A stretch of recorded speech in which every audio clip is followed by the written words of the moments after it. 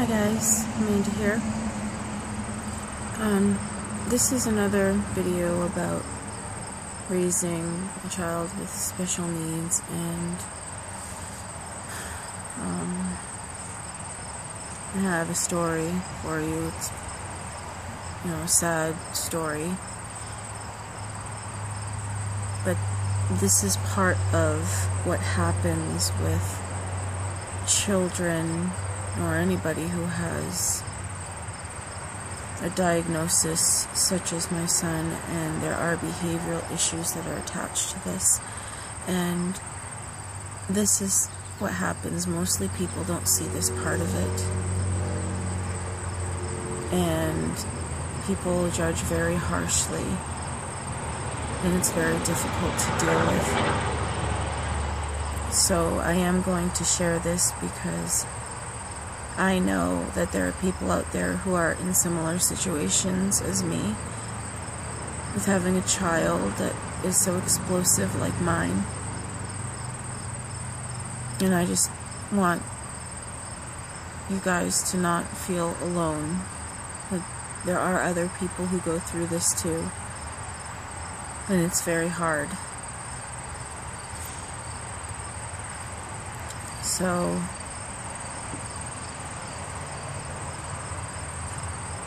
this past Sunday,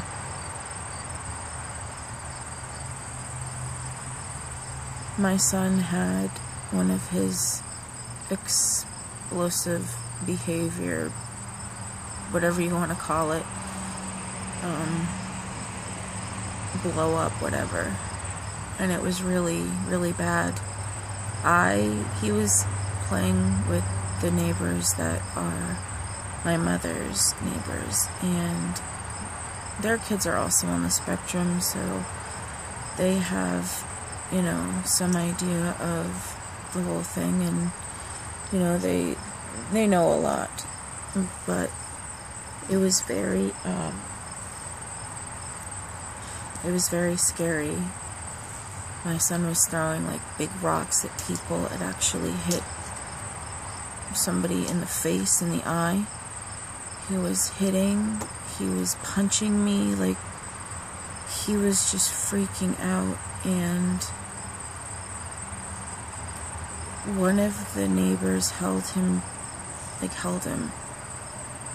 He did end up calming down, but one of them, I don't know who it was, but they had called the police because they wanted to scare him. I didn't call them. I didn't even know somebody had called them. They called them and then told me what was going on, and I ended up having to talk to the officers. Nothing came of it, but he was, he had calmed down by then, and, and he talked to the female officer and all that stuff, and, I felt really bad because of all that it was very scary. And that kind of behavior is what goes on with some children who are on the spectrum, who have behavioral issues. It gets very serious, but a lot of people don't see that. And when they do see it, because you can't understand it, there's like nothing you can do until he comes down from it. And it's very scary, but people don't understand. I don't even understand, but I'm not saying it's okay what he did. I'm not minimizing that at all. But when you get told over and over and over again by people, you need to do this, you need to do that, he's blah blah, telling you how to raise your kids, telling you what to do, it's very frustrating because, first of all, I've raised him all this time. He's 9. I know what I have done with him and what I haven't, and things that I've tried. And I've been working with him, and if it was just as easy as sending him to his room, making him understand what he did was not okay, then everything would be fine. You can't do that with a child who has Asperger's or is on the spectrum, they're not going to understand. They just don't. They process things differently. It's like us with our mental illnesses. Things are different. And it is different in that way too. And it also includes behavior. So after he had calmed down and gone to bed for the night, I went back over to talk with them because I was really worried about their safety and everything. And we had talked for quite a while, and at that point it was, as long as the dad was there, he could go over and play. And at that point it was about, you know, just kind of keeping them separate for a while to calm down, you know, and all that, and then they could play together again.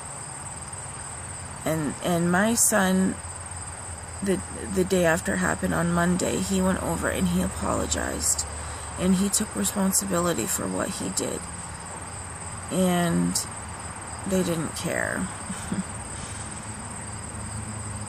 I mean, the fact that he actually did that, and he has really bad people skills, social skills.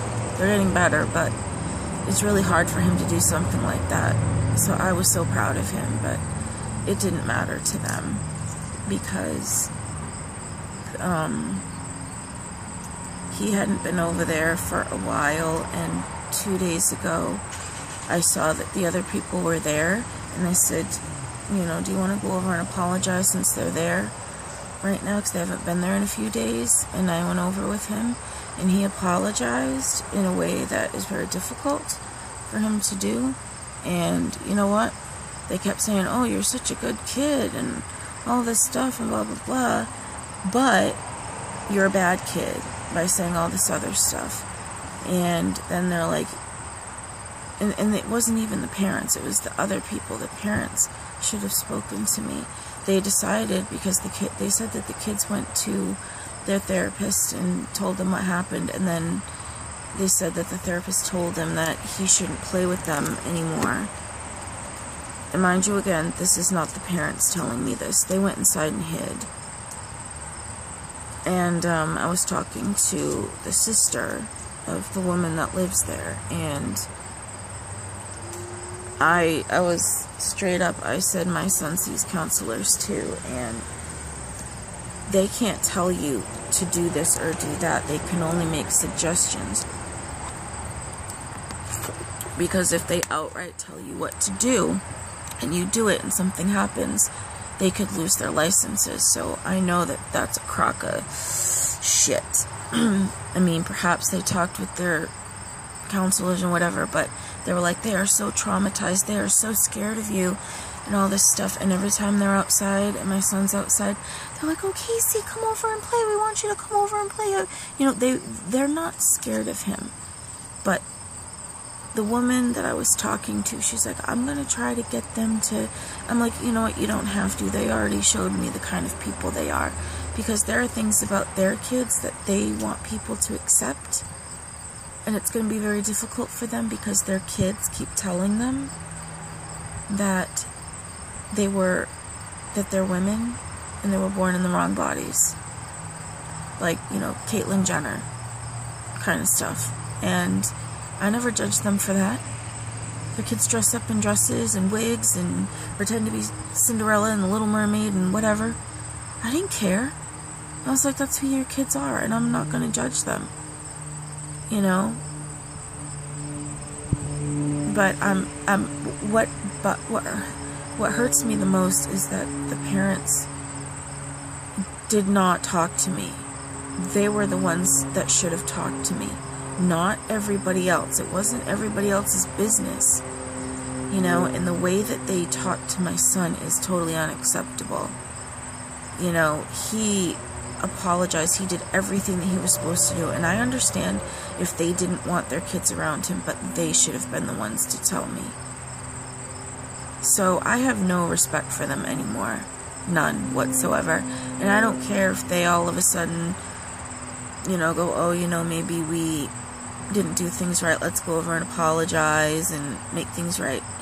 They can come over and apologize all they want, but I have lost my respect for them, and I don't want to be around people who are going to sit there and tell me, oh, we're going to support you, and we're going to help you, and we understand, and we're so sorry, you know, we got to, you know, we're going to be your support to that. There was no conversation with the parents, so fuck them. I don't care. I mean, I only care about how my son is affected by this. It's right before school. Now he has less kids to play with. That is such a hard thing for him, is to have friends because of that. The behavior piece, and it's something that has been being worked on for a long time. And it's just so hard to see him upset. All he wants to do is have friends. That's all he wants. And people treat him so bad. I have seen other kids be violent and this and that and do things that are worse than what Casey did. And you know what?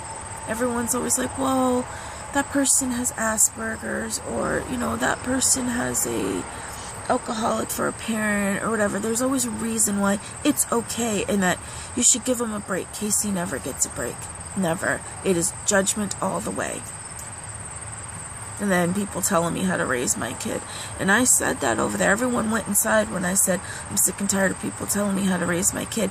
If it was as simple as doing this and that, don't you think he wouldn't have the problems he has with the anger and the outbursts? If it was that simple, it would already be taken care of. So they don't know what they're talking about. They shouldn't even be talking. They have nothing to offer except ignorance and stupidity. Seriously, if you don't understand what autism is or anything like that, keep your mouth shut. Don't tell people how to raise their kids. You know nothing about what they've been through. So keep your judgments to yourself. It doesn't help anybody. Maybe instead of judging, find ways to help. Or keep your traps shut. But I have no respect for them. Seriously, I lost it. It's gone. I don't trust them. And I am so hurt by this. I am working with my son, getting him services, doing all this stuff to work on this part, and it's very difficult. And you know what? This is the stuff that most people don't see with the violence and stuff. And it's mostly geared towards me. People think they know what they're talking about, but they don't. And the more people that are around and making noise, the worse he gets. He feeds off of people's emotions and the tone of voices. And I kept trying to tell them, if you keep raising your voices and yelling and talking, he is not hearing you. He is gone. He is totally gone. His eyes change. His face changes. It is not him. You have to see it. It's totally different. It looks like he's possessed by something that can't be controlled until it's done. And if you've been around my son long enough to know him, eventually everyone that has been around him, the providers, have finally understood what it's like with him, what he looks like. And people have a hard time understanding this. You know what? I have a hard time understanding it. I don't know why I cannot help my son with this. He is trying.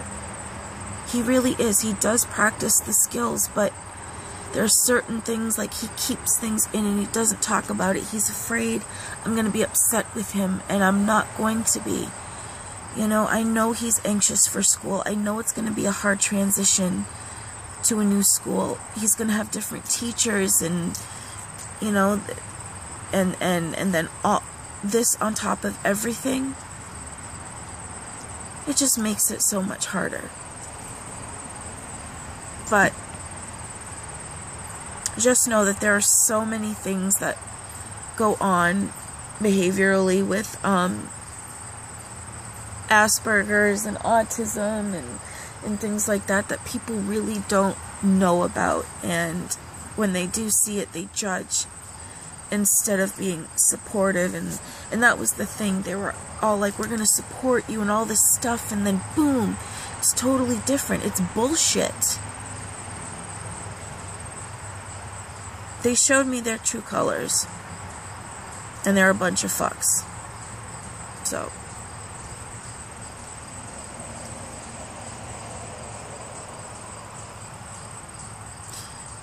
okay, well, all I can do at this point is focus on Casey and getting back to school. He goes back September 8th, and, you know, I got to get him back into the routine of going to school. He's going to be coming home this weekend and going back to the schedule, and we're going to meet with the school, the principal, on Tuesday, so he can have a tour, he can meet the principal, so he has a better sense of what the school's going to look like. Can you stop? Oh, dog's scratching and it's shaking. Stop, please. Thank you. It was shaking and it's about to fall over. You know, so he can get a better sense of where he's going to kind of relieve some of that anxiety that will lead to a, you know, explosion. And I'm trying to get him to use his words, and we're going to do the IEP and all that stuff, and, you know, just focus on that as much as I can. But I wanted to talk about this because this is something that does happen. It does go on. It is very scary, very traumatizing. And there are parents out there that I know go through this, and nobody is supporting them, and they just get judged like I do and my son does, and it's totally unfair. I'm not minimizing his behavior. Please don't think that. But if he or she or whoever the child is cannot try to work through this, how are they ever going to do it if people are constantly isolating themselves from him? He's not going to learn people skills that way, you know, and I wish people understood it more. It's a mental illness. It's a developmental thing. They think differently. It is totally different. It's not that simple. I wish it was. I wish my son wasn't like this.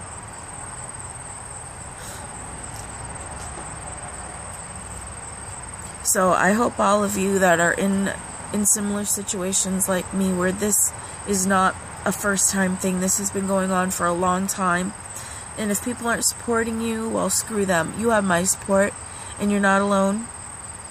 So please remember that.